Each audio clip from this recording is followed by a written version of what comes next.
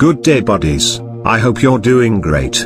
In this video I'm gonna feature the biggest decision that I have ever made, in my entire journey as an ant keeper. That I will never, ever forget. Which resulted the loss of 10 ant colonies. Please continue watching to find out why, and what are the 10 colonies we have lost on the channel. Anyway, welcome back buddies. And for those new to the channel, you're also welcome to DColonyyt.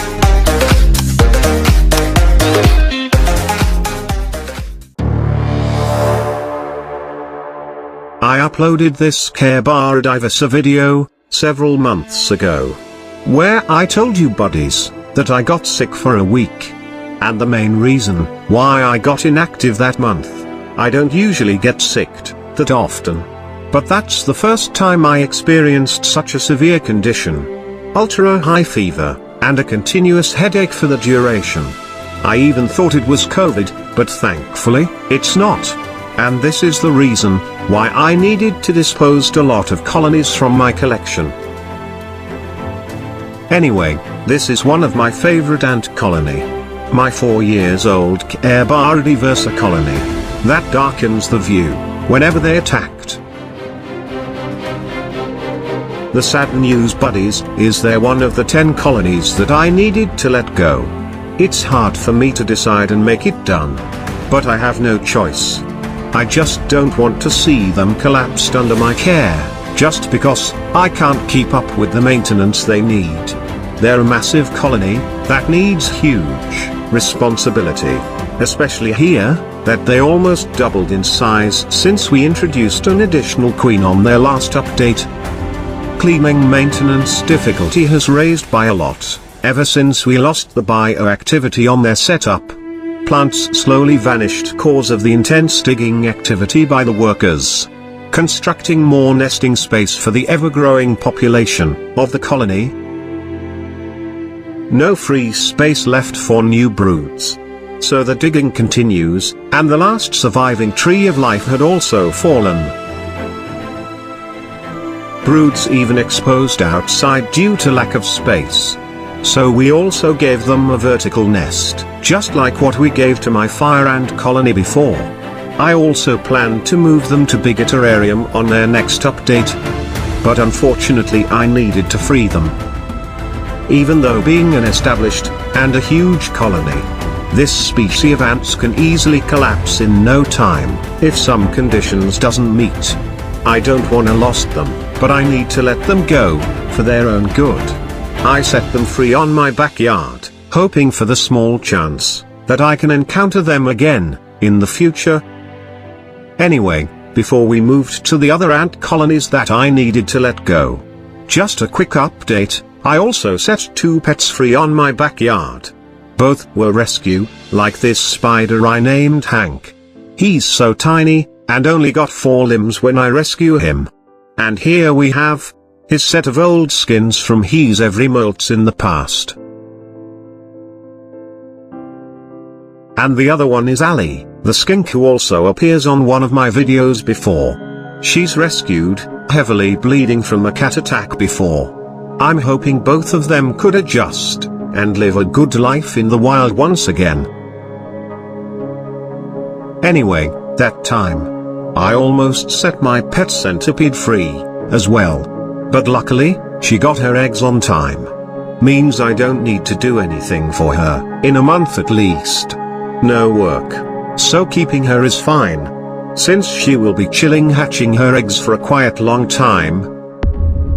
The next 2 colonies who left the channel buddies was, both my trapjaw ant colonies. The 2 years old Odontomachus infandus. And the 1-year-old Odontomachus similamus colony. We moved this black trapjaws a year ago from their old ant farm.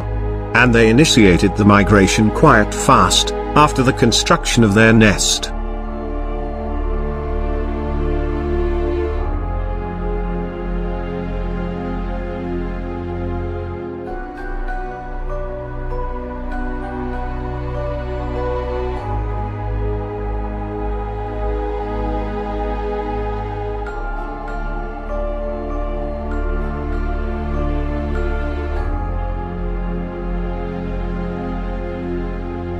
We also added some springtails to keep the setup clean, and as extra food for the ants as well.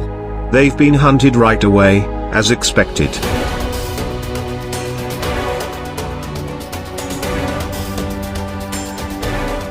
Both colonies are doing great. It's always a fascinating view, to witness them hunt their preys. But the need to lessen my workload, made me give them up. Even though I didn't set them free completely. Both of these colonies were adopted by a friend, along with their respective, DIY terrariums. They didn't get the freedom like the Airbara had, but I'm sure they're in good hands at least. The next two colonies to leave were both carpenter ant colonies, which also appears on my videos before. Both of them is also freed to my backyard, but don't worry buddies. They've been placed on different spot, at different times. The first one was this Camponitus variegatus colony, which is not doing so well. I know they don't grow fast, but they've been with me for more than a year. And this isn't a normal phase for this ants, as they've only doubled their numbers from their last update, which is already more than a year ago. Even though I'm offering them varieties of food like my other colonies, they still not growing normally. There's something wrong with them, I'm sure. My plan was to move them to a naturalistic setup before, and see if it will help their growth rate. But I haven't done it yet cause I needed to let them go. I hope setting them free in the wild will help a lot, and will allow them to grow to their potential. The other carpenter ant colony is my Camponitus maculatus colony, which is growing okay. A new ant farm is also introduced to their setup before to accommodate the growth of this colony. But unfortunately, while I'm sick and feeding them, I accidentally watered their fleon barrier, and you know what does it mean. That time I can't manage to deal with ant escapees. So I decided to also set them free. Anyway, the tiny Inocetus queen which we caught using black light is also freed, with her few workers colony. Cause they've got a pretty humid setup, which needs a regular cleaning, to avoid mold outbreaks. Plus feeding them is also a little complicated, so I decided to let them go, even at a young age. The other four buddies, my invasive ant colonies. They're all doing great, but there's no one adopting them. And I can't set them free, cause of them being invasives. So what I needed to do, is to kill them in freezer. And they are my Nilanderia fulva, or the tawny crazy ants.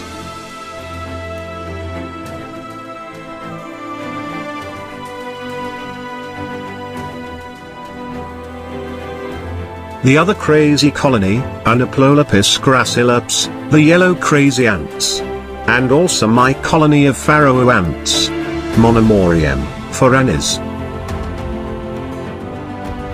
And the last one, my ghost ants colony, Tapinoma melanocephalum. The decision hasn't been easy, but it's the only way to prevent them getting loose on the house, which may pose threat on my other remaining colonies, cause the main and sole reason why these four colonies need to say goodbye is because of their ant barrier. All of them were that time currently using an olive oil barrier, which needs to get a regular reapplication every 2 to 3 days, to keep the ants contained. And at my condition that time, they were all difficult to maintain. Especially the pharaoh ants, and ghost ants colony, which is their most notorious escape artists on my collection. Some of you may tell, why not ask your family to take care of them for that time being? The sad part buddies, there's no member of my family that has at least a single idea on how to take care of them. Plus I promise that I will never get them involved on any part of this hobby. No one on my pets, or my ant colonies in this video that I wanna lost.